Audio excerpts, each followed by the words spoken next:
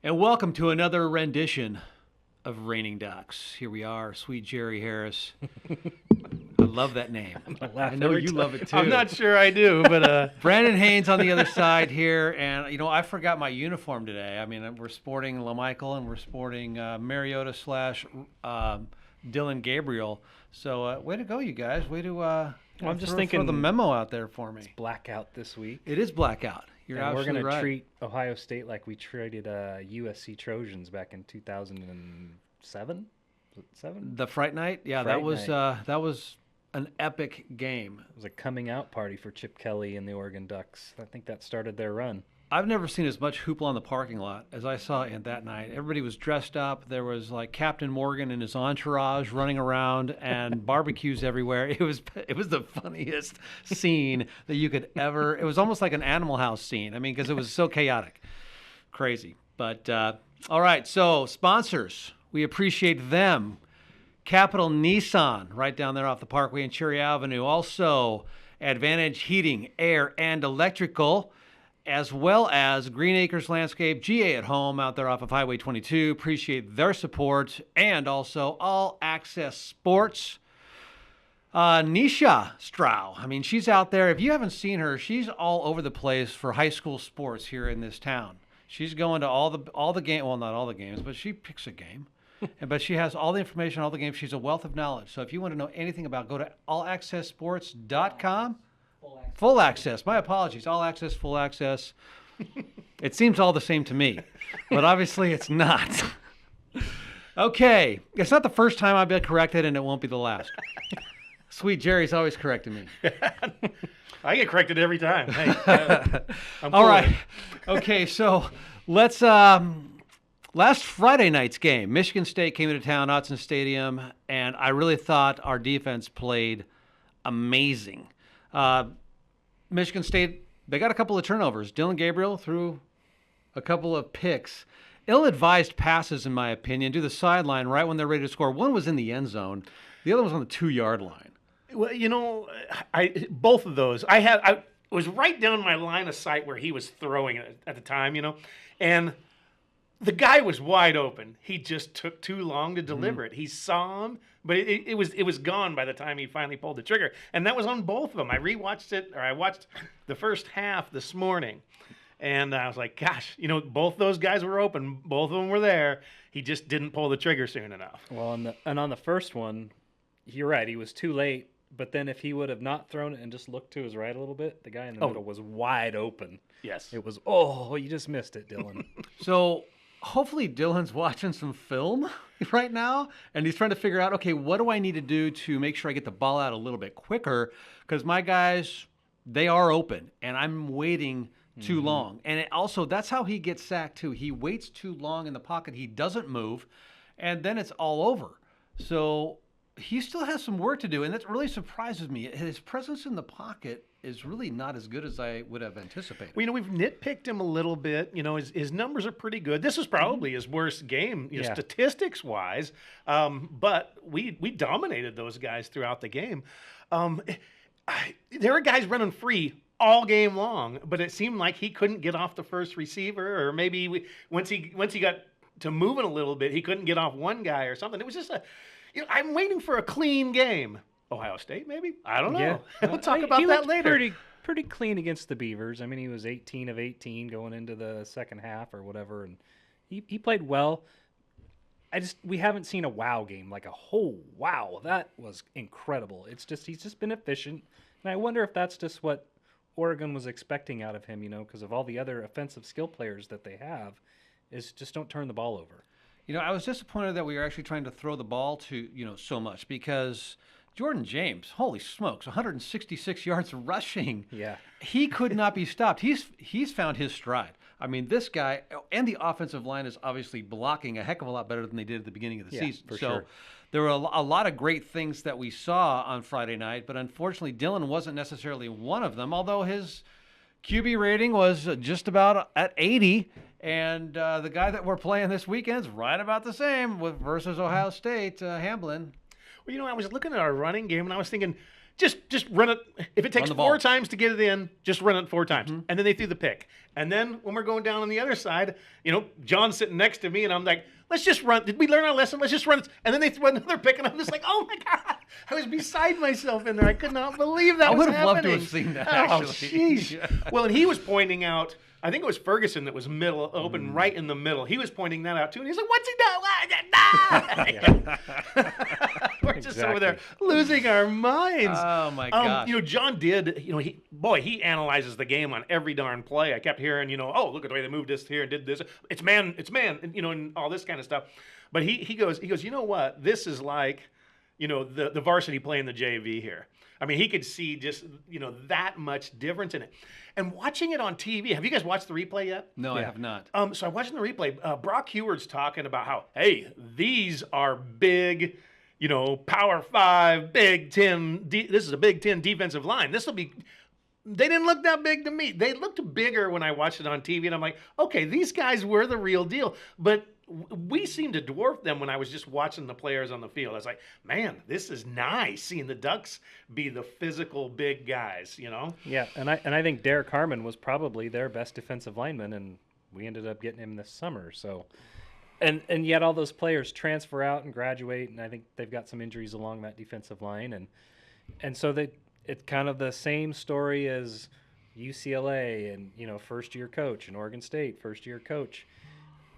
And I think that we haven't really truly been tested yet, and I don't think Ohio State's truly been tested yet. I think the one common game is Michigan State, and if you go back and look at the numbers, they're pretty similar. So yeah, one game was on the road. Ohio State went to Michigan State, and obviously Michigan State came here to play, but the numbers looked really, really similar. Ohio State had more rushing yards, but the Ducks had more passing yards, and so really these two teams are so evenly matched.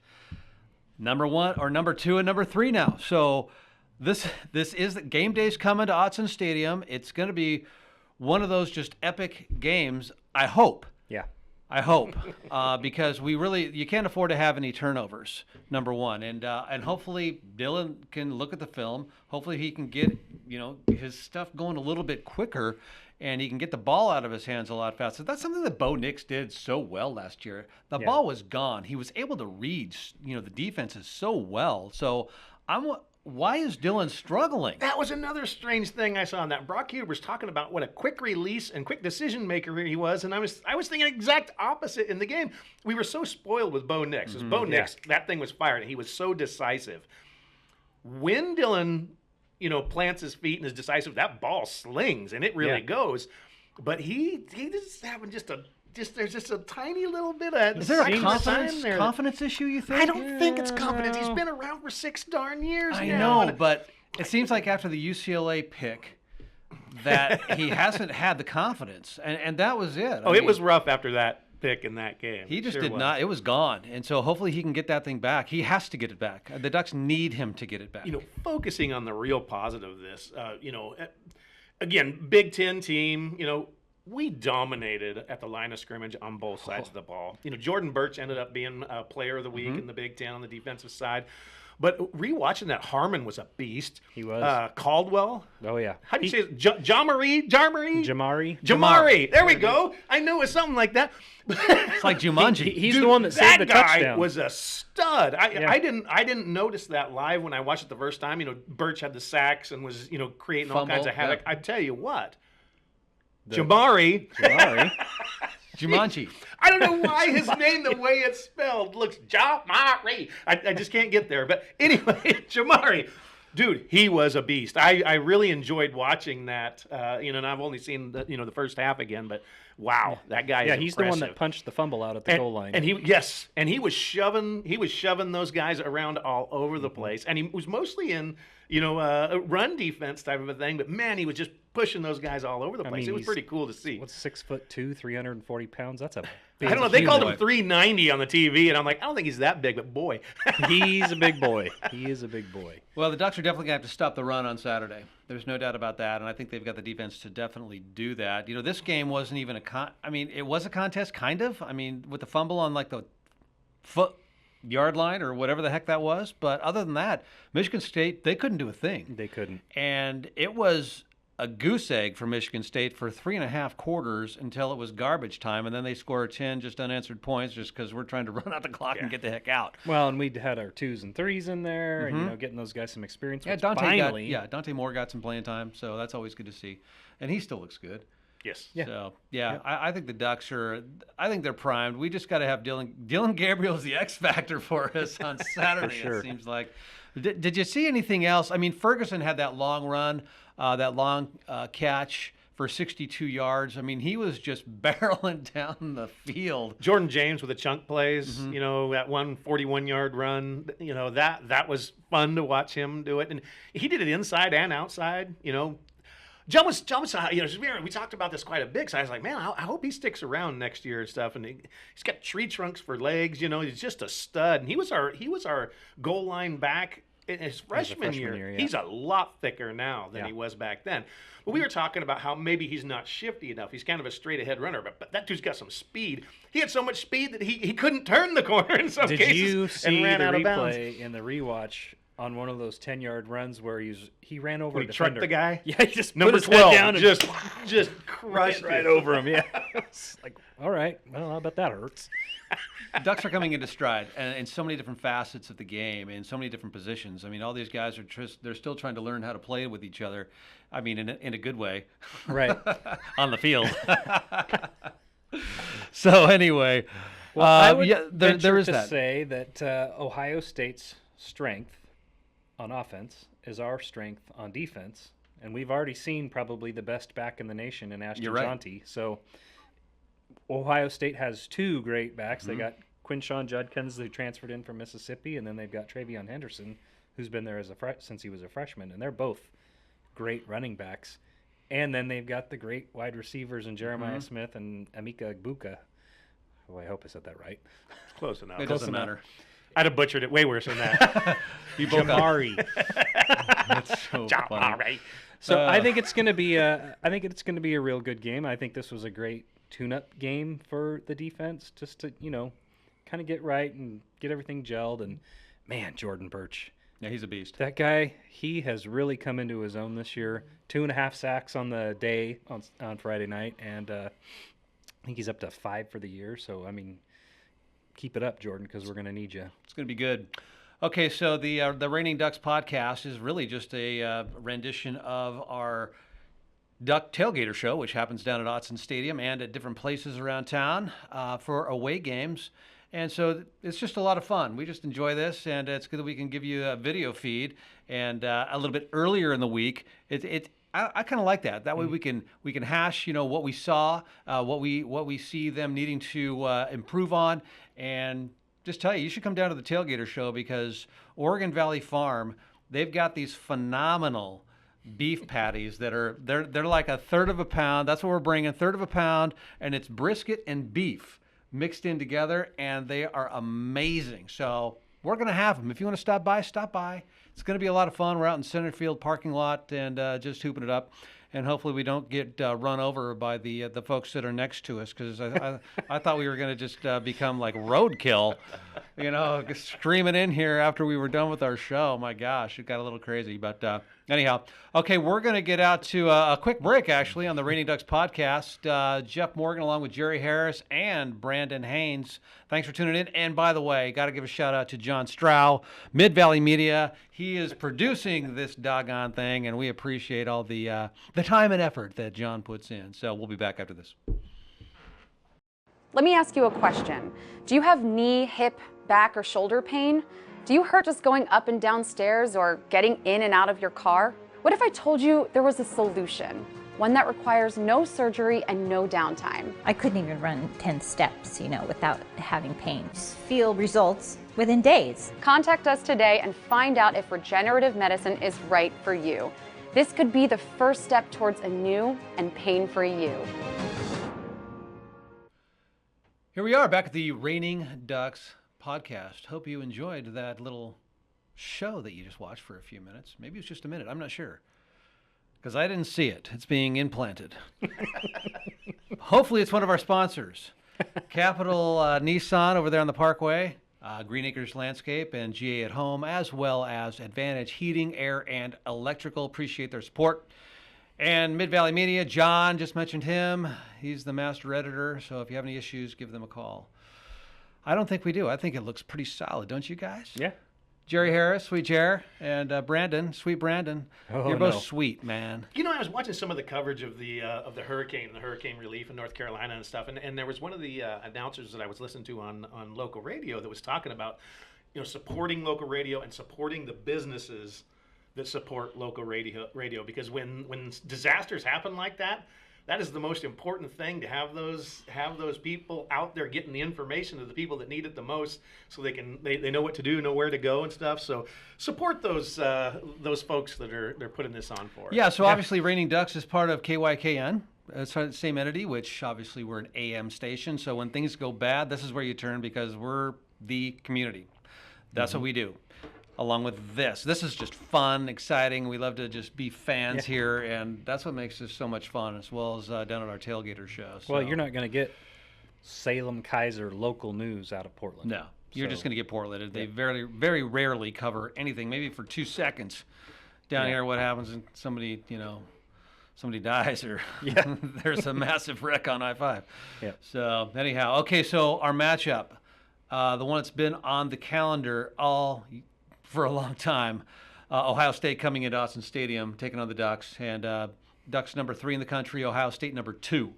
And Ducks move up 3, and Ohio State moves up 1 this week. So when I saw the Ducks at number 3, I was shocked. A lot of upsets. Tennessee went down. Missouri goes down. Bama goes down to Vanderbilt. What was that? What a train wreck. Gee whiz, DeBoer. I mean, we were calling praises to this guy the week prior, too. It's like, man, this is the best team we've ever seen. They held on to beat Georgia the week before. And so, obviously, you're looking past a Vanderbilt team that's not very good, but it came to play, and that was their Super Bowl. Sure was. And a handful of their players really lost their cool in that game towards the end. Did you see that safety at number 13 at the end of that game? I don't remember what his name was, but boy, he's over there and he's just screaming and yelling and jumping in there, and he had a couple of late hits and stuff. It was weird. They're in victory formation, and this guy's over there just freaking out and stuff. It's just like, boy, they did not handle it very well. But on to this game. We're all fans, and we talked about this a little bit on the radio show too and stuff. And just, we're always thirsting for knowledge, going for knowledge out there. We're putting on this podcast just to get out some more knowledge, But I was looking at all of this stuff, and I've been listening to the forums and stuff. And Ohio State was like, the Ducks moving up to 3. This is just another blah blah blah. And then you get SEC guys coming in there going, this is just somebody else that they're hyping up, putting up there. They just want Ohio State to play the number 3 team in the nation. They're just trying to get a little hype for this game.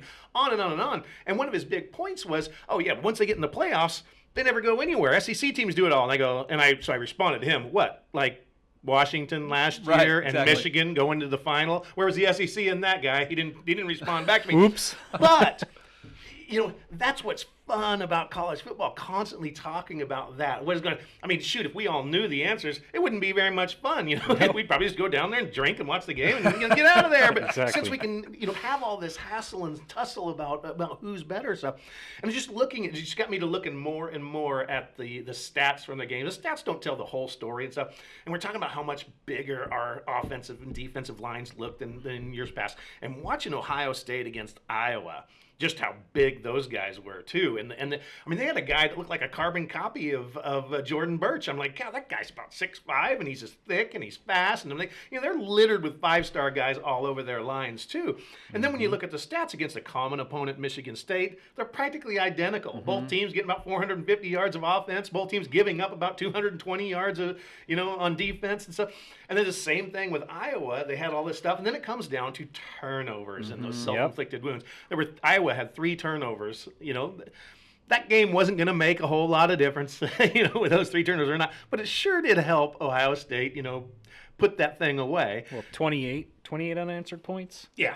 So, they really went in and made the correct adjustments, and, it shows out in the second half. And Well, you got to remember, Chip Kelly is the offensive coordinator. He is. And I keep going back. I think Chip Kelly's best years were at Oregon. Once he went to the NFL, he lost something. There's just not as much fire. I remember him jumping up and down on the sidelines, and you don't see that anymore. I don't know if he gained too much weight, and he just can't do it. But you just don't see the fire in that guy anymore. And so he went from head coach, and now he's offensive coordinator for a amazing Ohio State team. So how much can he really do? So he had that, fast-paced, we're going to get guys in, and you can't sub like we're subbing, and then they change the rules. So you change the rules on Chip Kelly, and now his offense and the fast-paced offense just doesn't necessarily work. And so everybody's regressed because everybody went that way. So I think that the game he's still good. There's no doubt about that. Yeah. But how much can he really mix it up? Well, he was on the cutting edge of that movement. He was the blur offense. He was kind of that guy. Now everybody does RPOs and a different version of that where they're just trying to add more options to every single thing that they do. Back then it was, read option, you either pull it and you go, and now they're pulling it and they're passing it, or they're going, and sometimes they're going out here and running an option the other direction. There's so much innovation in that, and it probably passed Chip a little bit by, but I think if you get him back into just an offensive coordinator role, I mean, that guy's got a keen good mind. football mind. He does. He's probably back there figuring all kinds of new stuff out that, who knows what we'll get next? RPO with a twist. I don't know. Well, and one good thing for Ohio State's side is that Chip has seen the Ducks the last 3-4 years being down at UCLA, so he's used to playing Oregon, and he knows what couldn't we do got, anything about it. so Yeah, he he could. lost to us all three times. Oh, yeah. But I'm just saying the familiarity of No, our absolutely. defense and the familiarity of playing in Autzen, I'm sure he's Didn't help Jonathan Smith much. No. This past No. week. Jonathan Friday Smith is night. 0-4 all time at Autzen Stadium as a player and coach. I'm looking forward to this game. I want to see how these guys really match up, and I want the fans to just be rocking because I remember the most insane game I think I've been. There have been a few, but Michigan was crazy when they came in back in the day, 2003.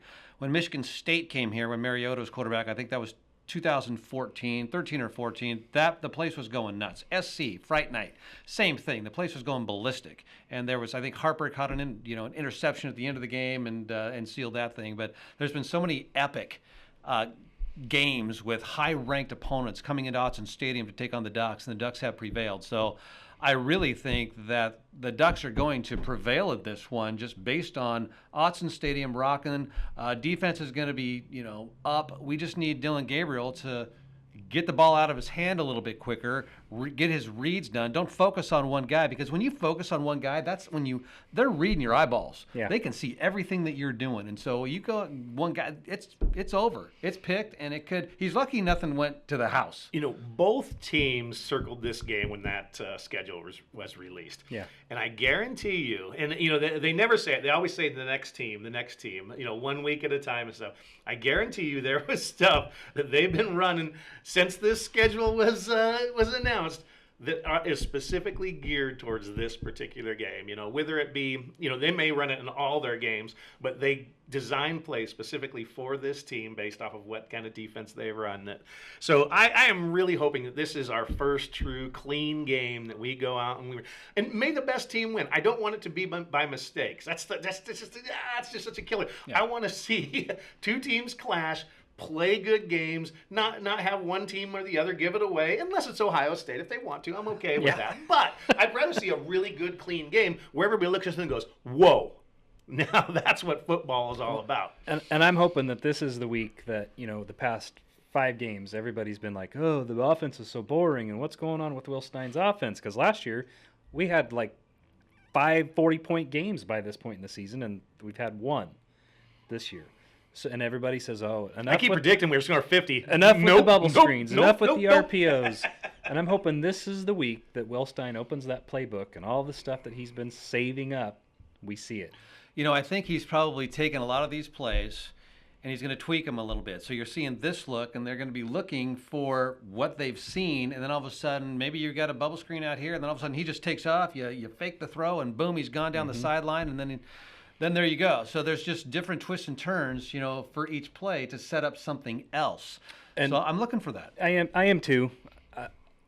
What I've been reading about, the defenses that we have faced, are just a step behind Ohio State's defense. And I don't think we're going to get away with some of the stuff that we've gotten away with earlier, because their players are so much more faster than some of the other defenses. So where you might throw a bubble screen and get 4 or 5 yards, you're going to throw that bubble screen, and the cornerbacks and the linebackers are going to be on them. Yeah, Jerry Harris here with me, Brandon Haynes, Jeff Morgan, and Reigning Ducks. I like what you're saying there. I think that a lot of this is going to come down to the defensive side of the ball, because neither team has seen a defense like this yet this season, because Ohio State hadn't played anyone. Yeah. I mean, Marshall, for crying out loud. Sometimes when teams have that much speed, I think back to the USC days when we beat USC, and we use that speed against them, So some of that misdirection allows them to suck over Over here. pursuing. And then to us go either. Absolutely. So some of that stuff I think we can negate, and I love the screenplay. And people, why do they keep doing screenplay? Because it works. Right. I was watching the replay, and there was a couple of blown assignments out there on blocks, and I'm just like, man, you get that block, that sucker is gone. And it only takes a little bit of something like that, And if you can start using some of that speed against them, letting those big old guys get, one step out of control to where you can go over the top of them or something. I mean, that's what I want to see. I want to see that chess game. I'm so excited about this game. That's one more thing. I'm glad you mentioned that, Jerry, because I think our receivers are not blocking well on the outside to open up those plays. And so really, that's got to be a huge focus this week in practice. Yep. You have got to that's your job. I mean, because if you're out there and you're getting the ball and then your receiver's not blocking for you, that's a big problem. I've seen Trayshawn Holden and I've seen Tez Johnson block very well. Those two guys I've seen block very well.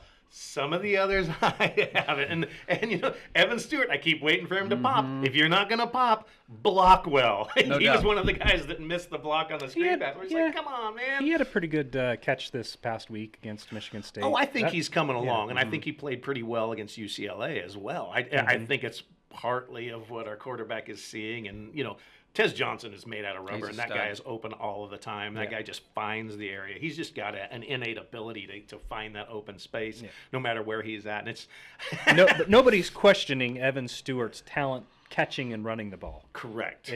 You got to be complete, and if he wants to go play in the NFL, he's got to be a complete receiver, and that means block. Well, and now that we're giving Dylan Graber a little more time, Poncho. Solid game. Yep. Solid game. They talked about him quite a bit in there, too, just how big he was and how much he solidified that offensive line by having him in the middle there. Now that we're getting time, we should see the progression through those receivers and see some of that opening up the field where it's not just the Tez Johnson show, although I do love it. Yeah. It's good. Well, we'll see if that actually can happen against the Ohio State defense. We'll see how much time Dylan Gabriel actually has, and Will Howard, for that matter, for the Ohio State's quarterback. I mean, is he going to have much time?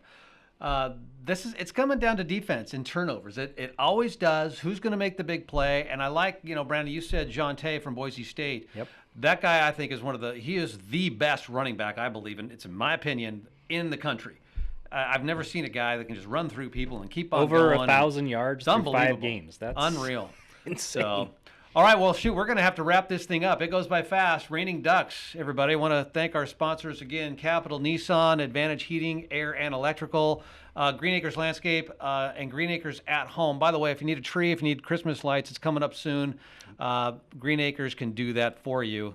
They've got it all. So, again, Tailgater Show going to be down at Autzen Stadium. We're in center field in the parking lot, not literally in center field. We're not on the turf. Just look So for we're the black in tent. gravel. That's where look for we the black are. tent. Yeah, Big look for the 10 by 20 tent. black tent. Look for the That's right. Karen yelling at us. Yeah, that's right.